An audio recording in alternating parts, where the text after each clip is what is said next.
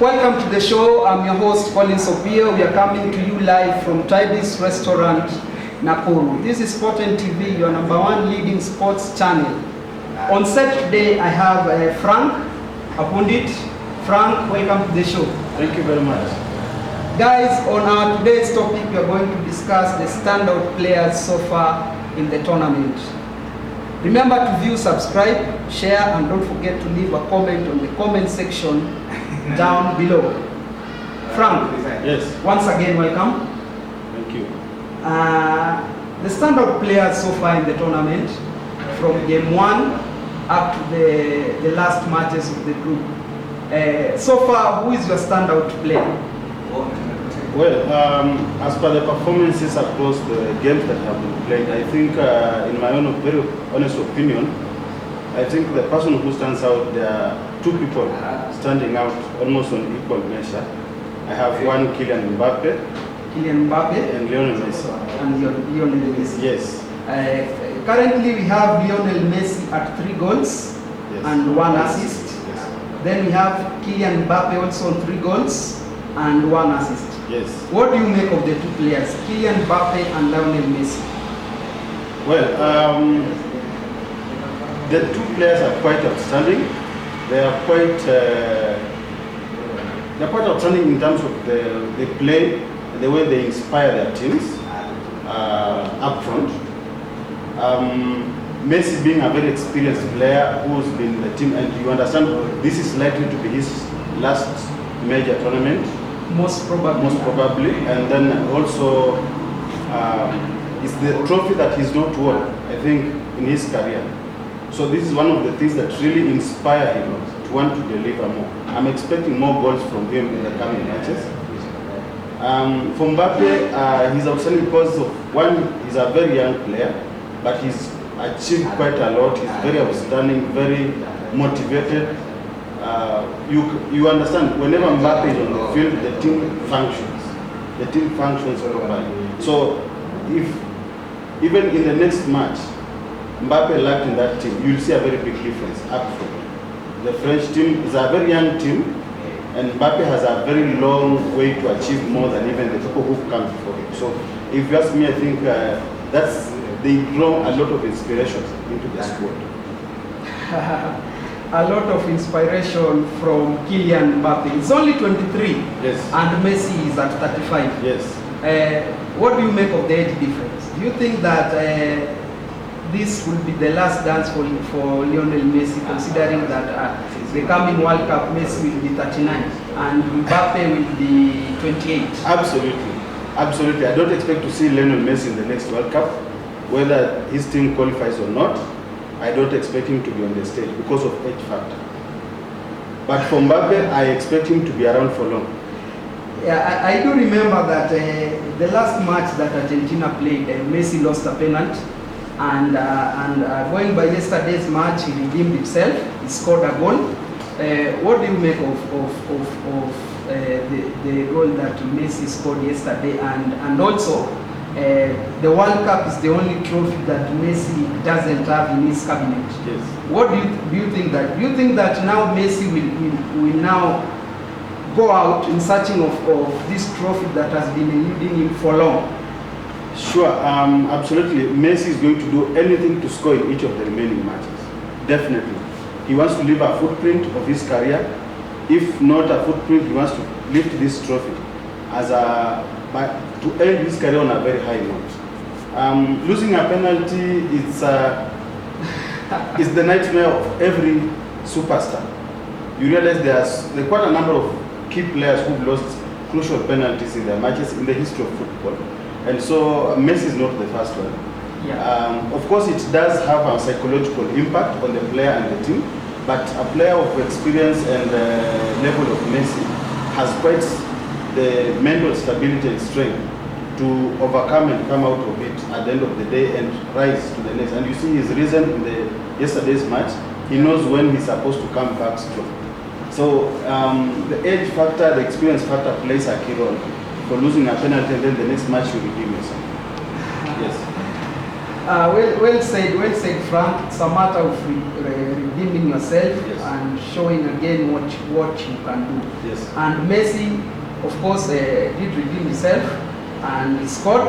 And also losing a penalty is part of the match. Yes. So no problems for Argentina. Yes. Now, Alvaro Morata also has 3 goals and 1 assist. Yes. The goals that Alvaro Morata has scored for Spain, mainly as a second half substitute. Yes. What do you make of Alvaro Morata being the main man for Spain? He is the main man, but he's not the best to start. There's a reason why the coach always brings him on board somewhere in between the match. Because he's not very good in picking up pace with the game as it starts, but from the bench, he's able to know when to come in and what to do after studying the game from the bench. Now, so that's why the coach prefers to bring him as a substitute. Now, to make the difference. do you think that the Luis Enrique, the Spaniard tactician, Yes. is this something that he has really sit down with the player, talked about it, and now told him that now look, Morata, I'll be using you in the second half of the match, and now he gives Alvaro Morata the room now to read the game from the bench and sees the opportunities that he can make use of when he comes in the second half. Definitely, it's a strategy that he's employing. Because you realize on all the occasions he's been brought in, he's delivered. So definitely this is a strategy that the coach uses. He knows very well that Morata is lethal, but let him sit on the bench and also study the game, know whom to deal with or how to deal with the balls when he comes in. So he prefers the player also to study the match from the bench before he comes in, and as opposed to starting the game from the first minute. So I believe it's a discussion they've had, and it's a strategy that he's using to get goals up. Alvaro Morata is an out-and-out striker. Yes. What do you make of Luis Enrique's formation or tactics that he prefers a false number 9 that is in the form of Marco Asensio and Ferran Torres? Yes. What do you make of that? Do you think that he should use an out-and-out striker, or that is an arsenal that he himself he keeps him for himself?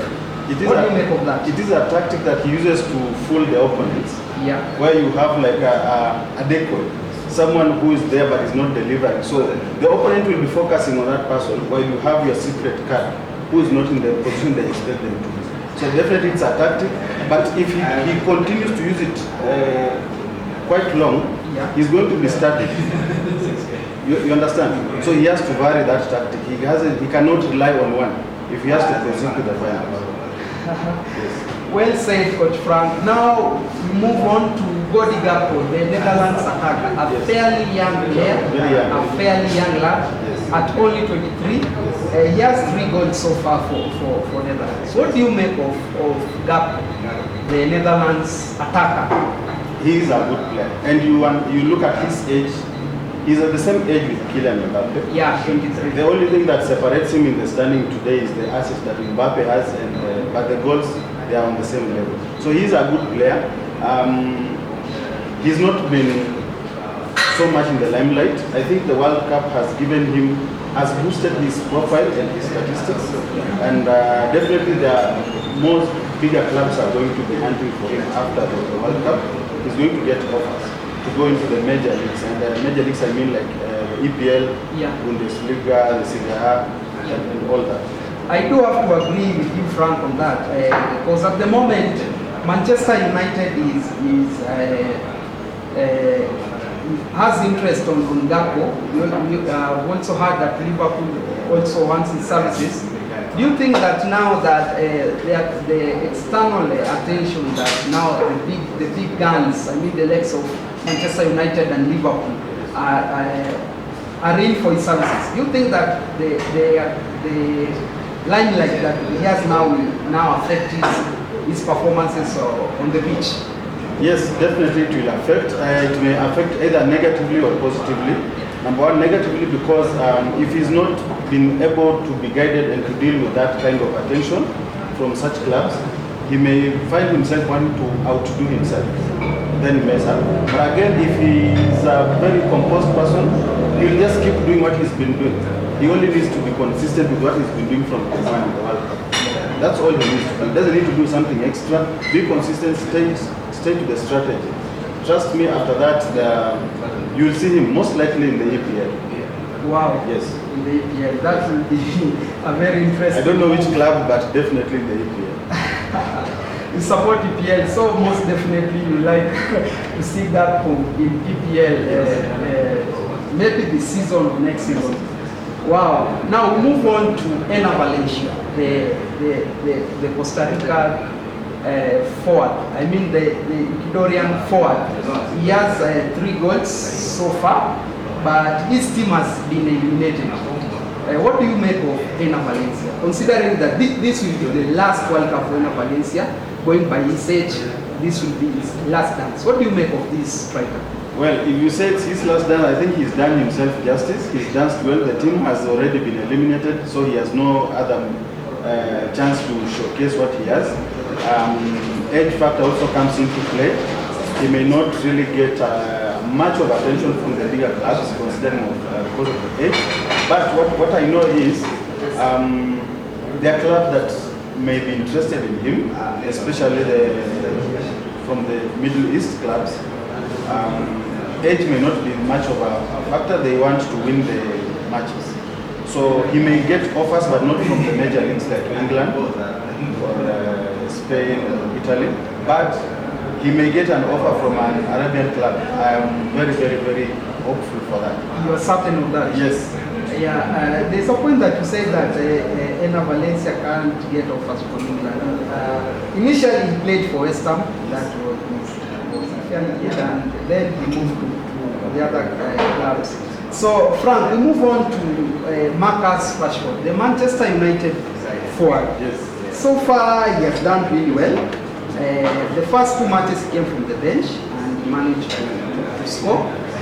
What do you make of Marcus Rashford coming into this tournament? Marcus coming to the tournament, I think he was not top of his game, although history will judge him fairly in terms of performance. Coming to the tournament, he was not very much at the top, but he's proved himself coming from the bench and then performing quite well. So I believe even his coach at Manchester United may be thinking differently about him when the league resumes in December. We may see him starting quite a number of matches because of his performance at the World Cup. He's really redeemed himself and shown that he's someone the team can really depend on, rely on when it needs.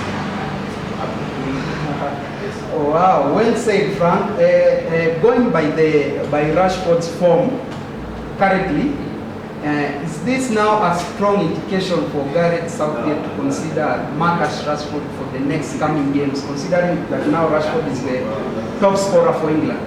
Absolutely. I wouldn't expect their match. I think they're playing their match today against Senegal. I expect Marcus Rashford to be on the starting lineup at the front because of how he has performed. Remember, this is a very crucial match for both teams, England and Senegal. It's a must win for them, and each coach will want to put the best foot forward, the best soldiers at the front. So I expect Marcus to start. Marcus Rashford yes. to start yes. for England. Yes. Frank is voting for Marcus Rashford to start the match. Coach, just a second. England, Senegal. Who will carry the day? At the end of the day. Today after 90 minutes. After 90 minutes. Well, it's a very, this is a very difficult game to watch. I'm a fan of EPL, I'm a fan of England, though today I'm donning German while eliminated. But England is still a team I really love watching. Senegal, honestly, I expect that match to end in 2-1 in favor of England. In England to carry the day? Yes. Frank, remember your record. Yes, 2-1 in favor of Frank England. is rooting for England to carry the day against the Lions of Taranga. Yes. Remember, these are the African champions. Yes. So we move on to Harry Kane. Yes. Harry Kane so far, no goals, but 3 assists. What do you make of Harry Kane? We are used for Hurricane getting the goals, but now we are learning the other side of Hurricane, which is assists. What do you make of Hurricane? Well, Hurricane is a good player. When you look at him back into the APL, he's not new to providing assists. Most of his matches in the EPL towards the end of the World Cup, either he would give an assist or score or both.